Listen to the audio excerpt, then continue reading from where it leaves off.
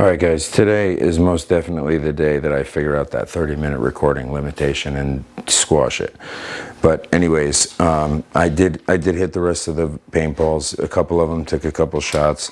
I got a couple on the first shot. And I didn't hit any more targets. I only hit the one.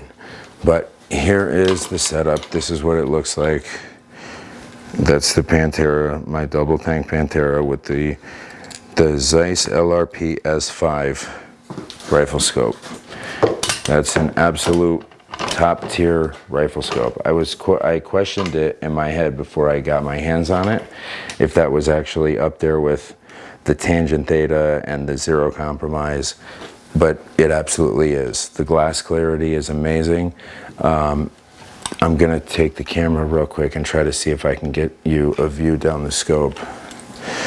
Let me take the zoom out because that's my best shot at doing that. Okay, let's see. Yeah, there it is. So you can kind of see the glass clarity is right up there with Zero Compromise, right up there with any of the literal top tier rifle scopes, the actual top tier. Night Force is up there. It's one of the best, but it's not a top tier rifle scope. They're military scopes. They're built for, you know, endurance, and their glass is incredibly clear, but they're not this clear. They're not this level.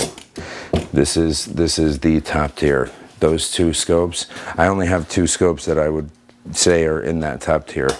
You know, the Vortex Viper, the Vortex Viper, I mean, no, not Viper. The Vortex Razor is not in that category. The Burris XTR3 that I have is also not in that category. You know, the MR3, the Bushnell Elite Tactical, that's not in that category. Those are, you know, those are probably, the Night Force probably is clearer than that. The only thing I didn't like about the Night Force is that it's tunneling. It's very tunneling. It feels claustrophobic looking through it. Honestly, it does. It's a shame because that's the only thing I didn't like about the scope. If it wasn't for that, then I definitely would still have that Night Force. But honestly, I'm glad that it worked out that way because now I have that Zeiss instead. And I've always known the name Zeiss, and I've always known they made great scopes.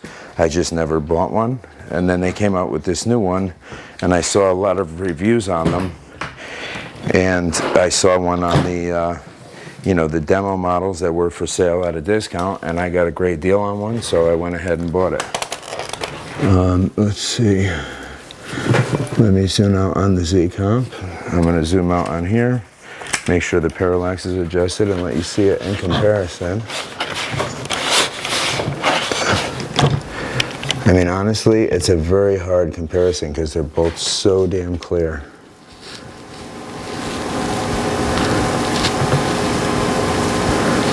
Really, they truthfully are. They're so clear.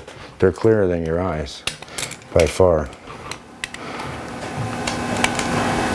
Okay, so this one is starting at a 4 power.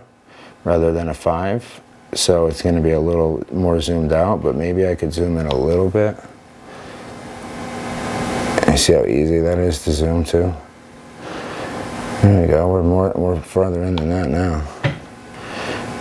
But it gets harder to get the camera to see through it straight with it zoomed in further.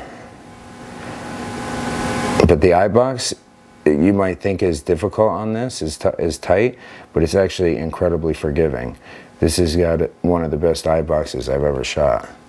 I mean, I can position myself on this scope to shoot so quickly. The Zeiss is about equal, but it's close.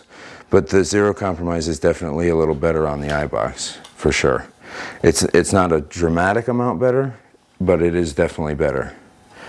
The Zero Compromise just has an outstanding eye box and outstanding glass. They both do.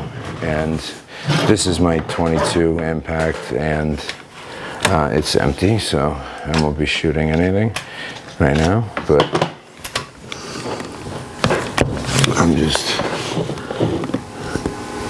oh, see, and my parallax could have been a little cleaner too. So that was at 6-7 power.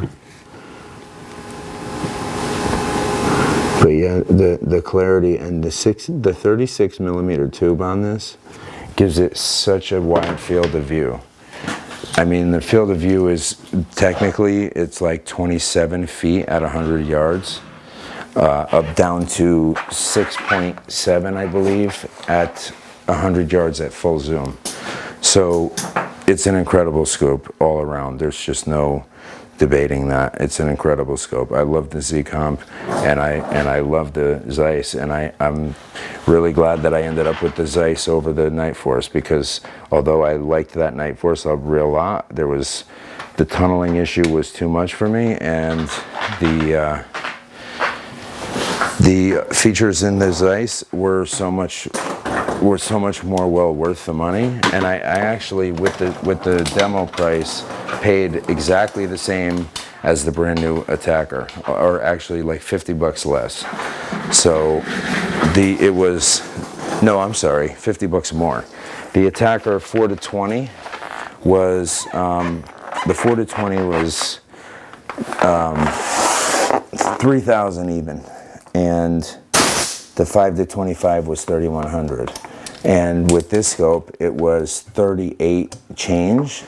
That was the retail, and I got it for 3,056, I think, something like that.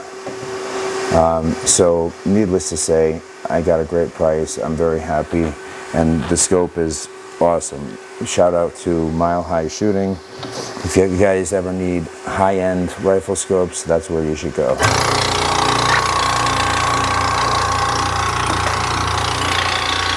Because you definitely get what you pay for. You get an actually, you know, unlike Amazon, you get a brand new high-end rifle scope, and you can tell that they actually cared and kept it well, because it's clearly well kept when you receive it.